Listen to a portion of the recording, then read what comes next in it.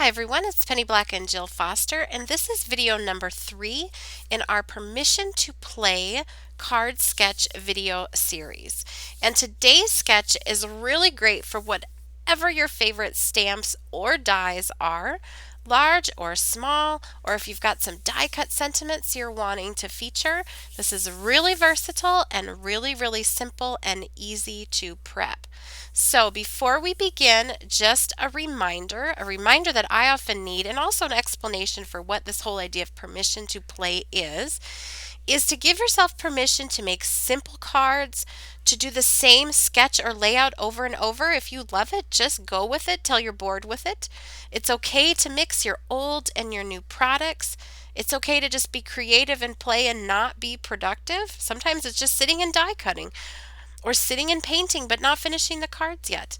And to not compare your cards to other people's cards. Your recipients don't do that and it just steals your joy. But in making simple cards, 3 simple hacks that you can follow are to use embossing folders, strong images, and strong colors. So we'll be doing that today. And here is a look at the sketch. This is an embossed border along one side of your card and a simple panel. These are all standard size cards. If you watched my Permission to Play prep video, you've seen that what I do is I like to prep the basic structure of the sketch in advance and then store it in envelopes, which makes it easy then to sit down and make a card without having to come up with the card idea. So I like to do about 3 or 4 for each sketch, but you can make this however you like it. You could just keep doing the same sketch over and over till you're bored with it and then switch to a new one. You could challenge yourself to do one sketch a month and use some of the products, your new products, or some in your stash. But what you do is with that panel I've cut from Canson 140-pound watercolor paper, this main panel, I'm stamping my images on it using Ranger Archival ink in the color of watering can. I like that because it is not too dark, not too stark, but enough that the image looks well stamped. And I just do assembly line style. So I've grabbed some new stamps, some old stamps from Penny Black, mixed and matched and stamped those panels. I also have die cut our layered bloom and our dignified die to do a die cut version with this sketch. Now just a reminder, we do have a downloadable ebook PDF with all of these sketches and card ideas in it, so I'll link that for you down in the YouTube description box below if you'd like to show your support. Now here I'm going to paint all my images. Again, working that assembly line style, that works for me. I'm using Distress Ink Reinkers used as a watercolor. I've put those on my palette. It's just like a cheap palette from Target or Walmart, I think I got that at. You could also use an acrylic block. I have a cup of water and a paper towel handy. Now all of the exact colors, all of the supplies I'm using are listed down in that YouTube description box below. So check that out if you have any questions about the products that I'm using. The Penny Black products are listed and linked down below. This is a new Penny Black stamp called With Love. Really so cute and so fun to color.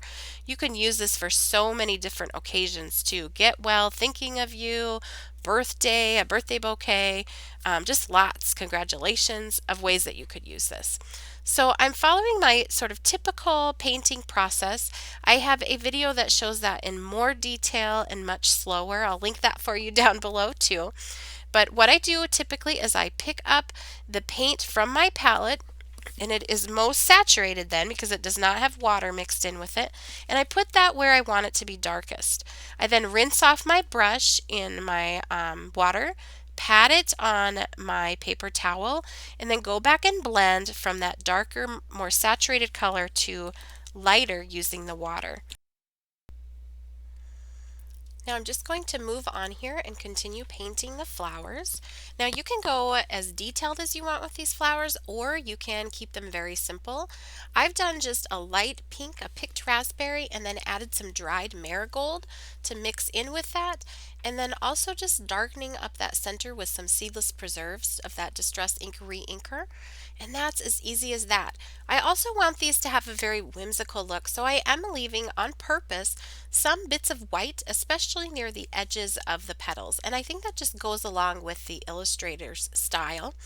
Now here also I am just put down that darkest color, just went kind of in a concentric circle around the rose and then went out and blended that. And as you can see, just by leaving some white here and there, you don't have to spend a lot of time shading those. Just swipe down some color, blend it a little bit, and your rose will be complete and it will match up with that style of the illustration. You can see here I put down that darkest color closest to the middle of the flower and then blended it out.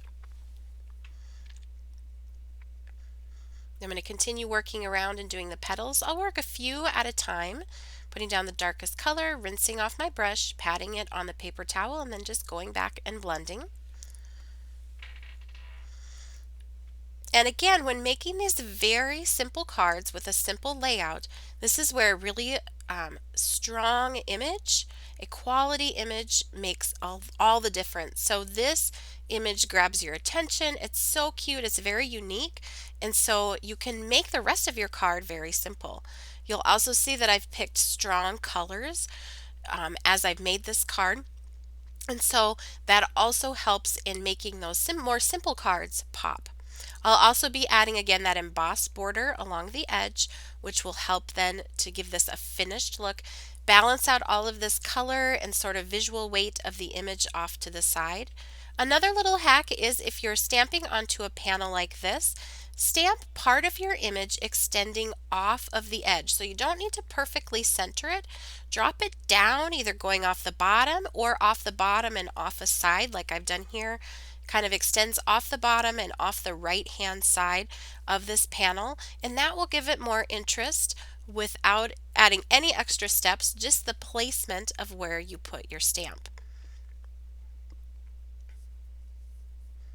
Something else fun that you can do with this stamp is also the little tag up at the top. If you handwrite in your recipient's name, I see that here in just a minute, that is also a fun little touch. And what I did to paint those in was just press my Memento Toffee Crunch ink pad down onto my acrylic block and then just pick that up with my paintbrush for that soft tan color. Now I am going to grab a PITT Artist pen. This is an extra small journaling tip. It's black, and I'm just going to color over a few details. So when I stamp in that watering can ink, it's a very like charcoal gray color, and so just by darkening up the nose and the eyes, it finishes that off. Now, if you're new to watercoloring or you just really want to play, don't forget to cut out your die cuts from watercolor paper and you can paint those. You don't have to stay in the lines. If it's uneven, you can just ink over the top of it with an ink blending tool and a foam pad. It's a really easy way to sort of mix and match. And if you don't like the way it turns out, it's not on your whole card. So you can just recut that piece and start over. But sometimes it's really fun just to cut a whole bunch of die cuts and just play and paint them all. And I especially love these newest flowers from Penny Black. This is the Layered Bloom and the Dignified. That's what these leaves are over here. So I'm just painting those. I just have a piece of scratch paper underneath. If you find your die cut is moving a lot, you can put it like just a little bit of it on a piece of painter's tape. But I find with these larger ones, there's always a place I can put my hand to hold it still.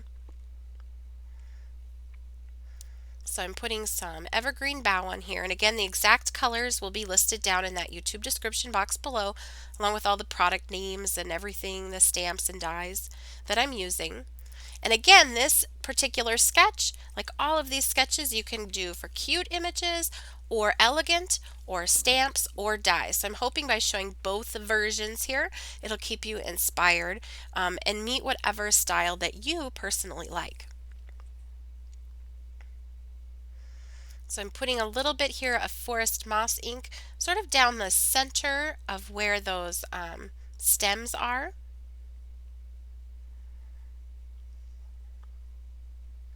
And then I'll use that same color here on the stem of this flower. And you can see looking at that layered bloom, I added more concentrated ink on the bottom, and as those smaller petals, I used less, same color, but more water mixed in with it. Here I am going to add a touch of picked raspberry on top of that Seedless Preserves, just to this top little petal, just to give it a little bit more difference when it's layered on top of that other one. So again, great place to play. on those die cuts. Very forgiving. You can mix and match. You can see I'll go back and forth here with the purple and the pink. It went to pink. Now I'll add more purple. And that is, for me, one of the great things about watercoloring.